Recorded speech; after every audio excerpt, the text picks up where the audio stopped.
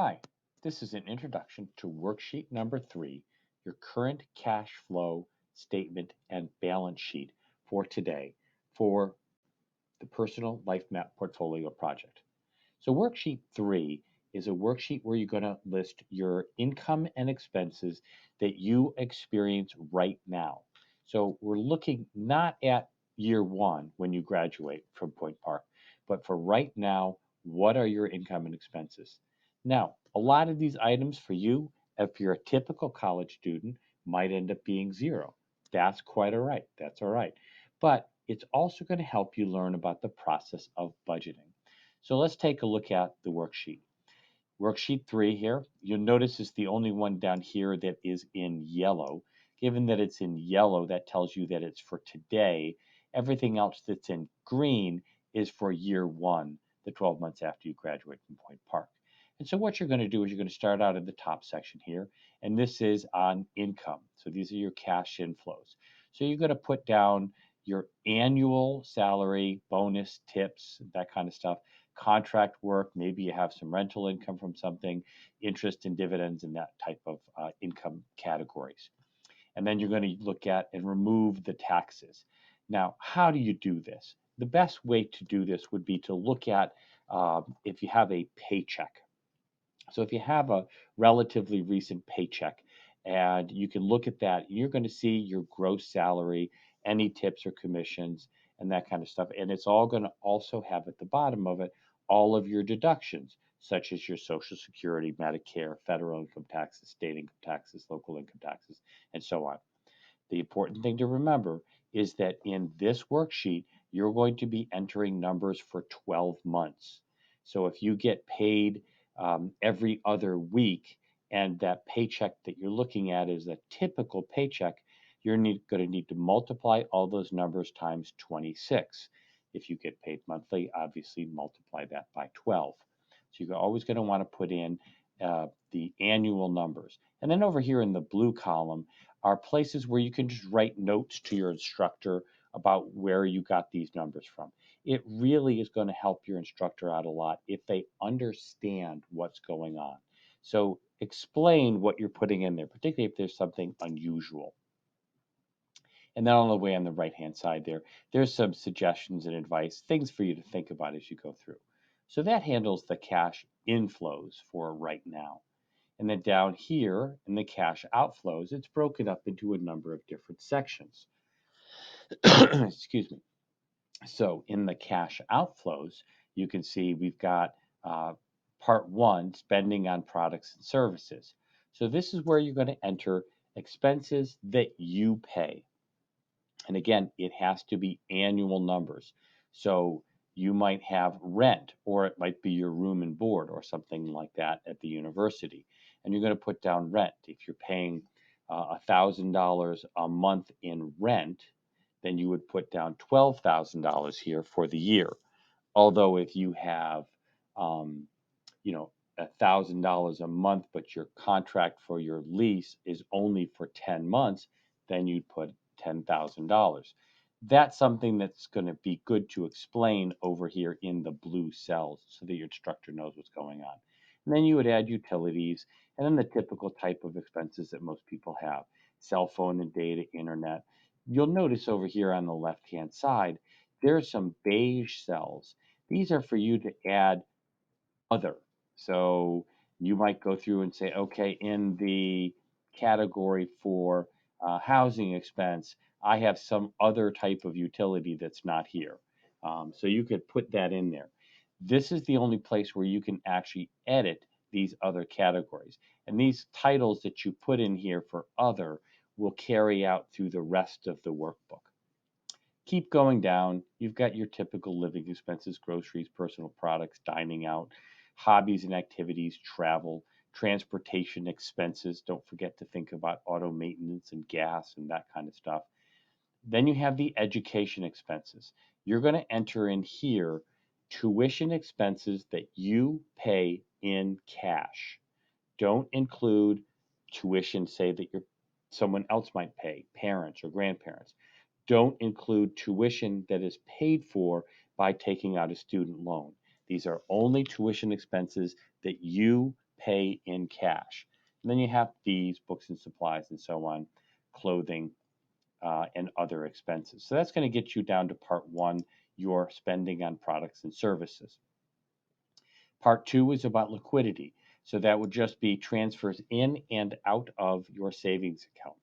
So maybe you have money saved up for something, you could put that in a transfer from saving. Maybe you're trying to put some money away, you put that in the transfer to savings. And then we get into part three, financing. So here, this part's a little tricky, but you're going to go through and enter all of the payments that you make on money that you owe. So if you're making payments on a credit card, a student loan, car loans, mortgage loans, whatever the case may be, you're going to try to break this up into the repayment of principal and the interest and fees. This may be tricky on some, but do the best that you can with this. Important thing here is that student loans, these would only be for student loan payments that you're paying now.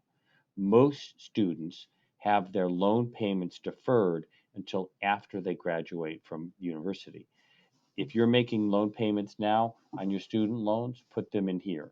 But don't put a student loan payment in here that you expect to pay at some point in the future. The next section is asset protection. So these are basically insurances that you pay. So this would be car, health insurance, life insurance, disability, renters insurance, and so on. Any of those types of expenses that you might directly pay. Also in this line is a spot for property taxes. So if you own a real property and you're paying property taxes, you're going to want to include that in here as well. And then, of course, your out-of-pocket healthcare expenses. Parts 5 and 6 relate to investing. Part 5 is for non-retirement investments, and then part 6 is for retirement investments. And that's broken down into three sections. That would be contributions to an individual retirement account. Part 2 is contributions to your employer-sponsored retirement accounts. These are your contributions.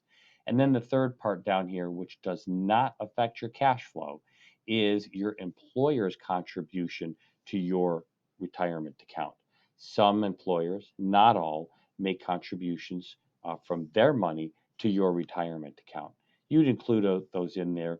It's usually a percentage of your salary. That's going to get you down to your total cash outflows, and then we subtract and get inflows minus outflows.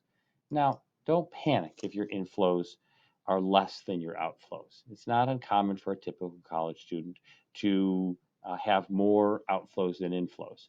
Then below here, we would have funding. So how is it that you go about and pay all of these expenses? So some of that might be new loans that you have taken out that you receive directly in cash to you. Or it might be expenses paid by someone else or cash given to you by someone else. Some students receive an allowance. Some students have some of their expenses paid for them by someone else. You put that in there. And that completes the cash flow portion of this.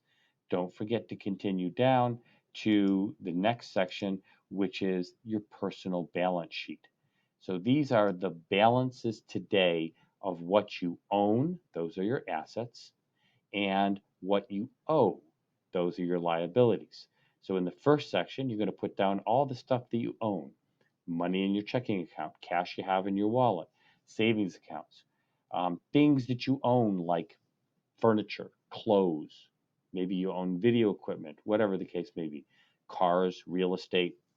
And then there's a spot for you to put in non-retirement investments that you might own. This isn't typical, but some students do own investments.